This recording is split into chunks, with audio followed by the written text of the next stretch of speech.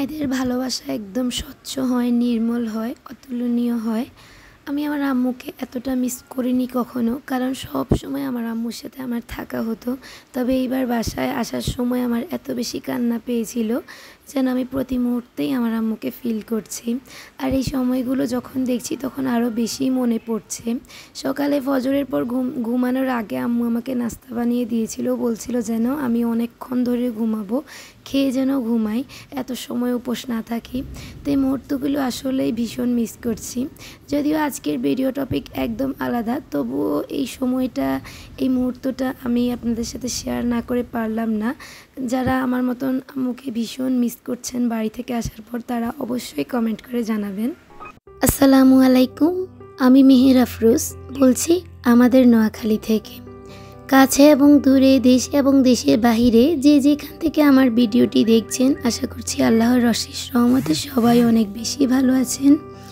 আলহামদুলিল্লাহ, আমরাও ভালো আছি। অসুস্থতা তো লেগেই থাকে, তবে নিজের কাজ তো করতেই হবে, যেটা কাজ, তাই আজকে আর অলসতা না করে ভিডিও আপলোড করছি। আর আমি একটু অসুস্থ আছি, আপনারা প্লিজ সবাই আমার জন্য দোয়া করবেন। তো আজকের ভিডিওটা কী নিয়ে হতে চলেছে এই মুহূর্তে আপনারা টাইটেল, থাম্বনেল এবং ভিডিও দেখে নিশ্চয়ই বুঝতে পেরেছেন। আজকে আপনাদেরকে একদম জিরো বাজেটে, জিরো মানে সত্যিকারের জিরো বাজেটে আপনাদেরকে আমি ওয়াল ডেকোর তৈরি করে দেখাবো, অথবা ওয়াল আর্ট। একদম বিগিনার, যারা একদম কোনো আঁকি বুকি আর্ট পারেন না, তাদের জন্য আজকের ভিডিওটা খুবই মানে সহজ, পানির মতন আর্ট কিভাবে হবে সেটা দেখাবো তাদেরকে। আর যারা আর্টে পারফেক্ট, তাদের জন্য তো কথাই নেই। তো শুরুতেই আমি লো বাজেটে এক ক্যানভাস তৈরি করে নিয়েছি। আমাদের সবার ঘরেই কোনো না কোনো কার্টুন বা কাগজে মোটা মোটা যে বাক্সগুলো আসে, বিভিন্ন রকমের পার্সেল, সেগুলো থাকে।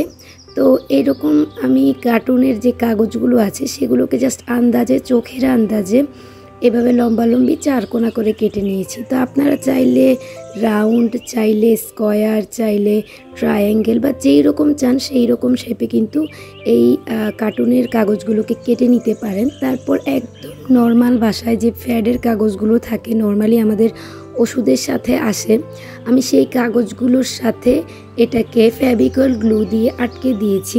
অনেকে আবার গ্লু গান ইউজ করেন, তো ফেভিকল গ্লু একদম সস্তা, তো এই জন্য আমি ফেভিকল গ্লু দিয়ে এগুলোকে আটকে দিয়ে সুন্দরভাবে ক্যানভাস তৈরি করে নিয়েছি। তারপর এখানে আমি জল রং ব্যবহার করছি। জল রং দিয়ে আর্ট করলে সবচেয়ে সুন্দর হয় আর্ট, এই কারণেই আমি জল রং ব্যবহার করছি এখানে।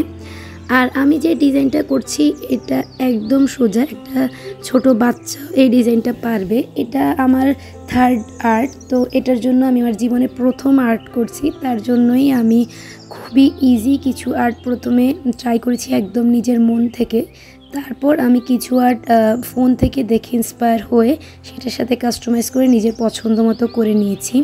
তো এটা একটা রেইনবো থিমের আর্ট।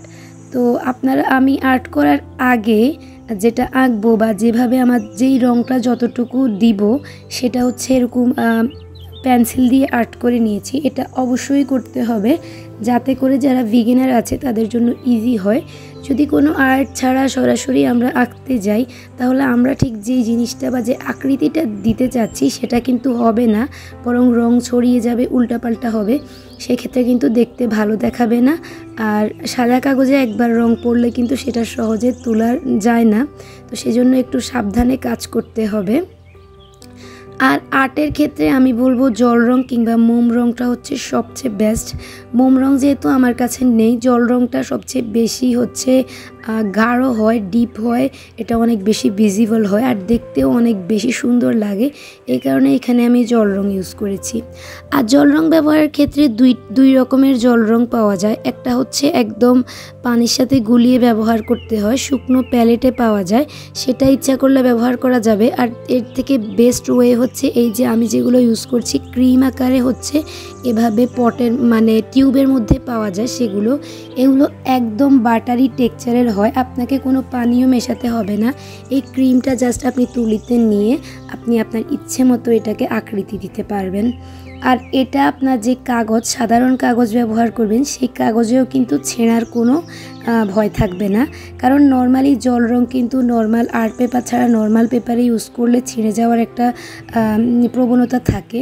তো এই কারণে আমার কাছে মনে হয়েছে এই ক্রিমি টেক্সচারের কালারটা হচ্ছে বেস্ট কালার। তো এই যে এখানে আমি মোট 3টা ক্যানভাস বানিয়ে নিয়েছি বা ওয়াল আর্ট বানিয়ে নিয়েছি। এটার মধ্যে 2টাতে আমি যেই পাতার ডিজাইনটা করেছি, এই পাতার ডিজাইনটা কিন্তু আমি সম্পূর্ণ কলম দিয়ে করেছি।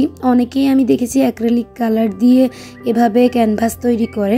তবে শুরুতে যাদের কোনো প্রকারের আর্টের কোনো আইডিয়া নেই, তারা এভাবে ক্যানভাসে নর্মালি কাগজ দিয়ে আর্ট করে দেখতে পারেন যে আপনাদের হাত আসার পর আপনারা প্রফেশনালি অথবা আপনারা সিরিয়াসলি কালার কিনে তারপর কার্ডবোর্ডে আপনারা অ্যাক্রিলিক কালার দিয়ে আপনারা হচ্ছে এভাবে ওয়াল ডেকোর বানাতে পারেন। আর এই যে আমি কলম দিয়ে পাতাগুলো তৈরি করেছি, এগুলো ইচ্ছে করলে আপনারা কালো রং দিয়েও তৈরি করতে পারবেন। তবে এগুলো যেহেতু একদম ছোট ছোট, এগুলো আমার কাছে মনে হয়েছে যে কলম দিয়ে করলেই বেস্ট হবে। কারণ কলম দিয়ে আমরা ইজিলি যে কোনো কিছু আঁকতে পারি, কারণ আমরা কম বেশি সবাই কলমের ব্যবহার জানি, আর কলম দিয়ে ব্যবহার করলে সবচেয়ে সহজ হয়। তো এই যে আমি একদম প্রথম 3টা নিজেদের মন মতো করেই আমি একদম নিজের মন মতো আঁকিবুকি করেছি। তবে প্রথম দিকে আমার কাছে মনে হয়েছে দেখতে ভালো লাগবে না, কিন্তু সম্পূর্ণ আর্টটা শেষ হওয়ার পর এগুলো দেখতে এত অসাধারণ লাগছে। এগুলো ক্যামেরাতে যত না সুন্দর লাগছে, এগুলো তত বেশি সুন্দর লাগছে বাস্তবে দেখতে। তারপর একটা ক্যানভাস যেটা আমি এখন বানাচ্ছি, এটা আমার 4th ক্যানভাস। তো এটা হচ্ছে আমি একটা ফটো থেকে ইন্সপায়ার হয়ে তৈরি করেছি। আর এই রঙগুলো করতে সবসময় খুবই সাবধানতার সাথে বর্ডার রাখতে হবে। যখন এই বর্ডারের কাজটা করবেন তখন খুবই সূক্ষ্মতার সাথে সাবধানতার সাথে মনোযোগ দিয়ে করতে হবে, যাতে করে রঙটা বাইরে না যায়। রঙটা বাইরে চলে গেলে কিন্তু খুবই সমস্যা, তখন কিন্তু দেখতে আর ভালো লাগে না। তো যাই হোক, আমি আপনাদের সাথে প্রত্যেকটা আর্ট কিন্তু সম্পূর্ণ ডিটেলে শেয়ার করিনি, কারণ এই ক্ষেত্রে কিন্তু ভিডিওটা বিশাল আকার ধারণ করবে। তো আপনারা আমার আর্টগুলো দেখে সেভ করে রাখলে ভিডিওটা, এই ইজি আর্টগুলো কিন্তু আপনারা নিজেরাই এঁকে নিতে পারবেন ছবি দেখে দেখে। আর আজকের ভিডিওর কোনো অংশ যদি আপনাদের কাছে ভালো লেগে যায়, তাহলে প্লিজ একটা লাইক দিয়ে দিবেন। যারা অলরেডি এই কাজটি করেছেন তাদেরকে অসংখ্য ধন্যবাদ। আর এরকম আরও ইনফরমেশনাল ভিডিও পেতে চাইলে আমার চ্যানেলটা কিন্তু সাবস্ক্রাইব করে রাখতে পারেন। ভিডিওর মাধ্যমে অবশ্যই জানাবেন আমার এই প্রথম করা আর্ট বা আমার এই প্রথম উদ্যোগটা আপনাদের কাছে কেমন লেগেছে। আপনাদের অনুপ্রেরণা, আপনাদের উৎসাহ কিন্তু আমাকে অনেক অনেক বেশি উৎসাহিত করে, এনার্জেটিক করে। আজকের জন্য এখানেই বিদায় নিচ্ছি। সবাই ভালো থাকবেন। আল্লাহ হাফেজ।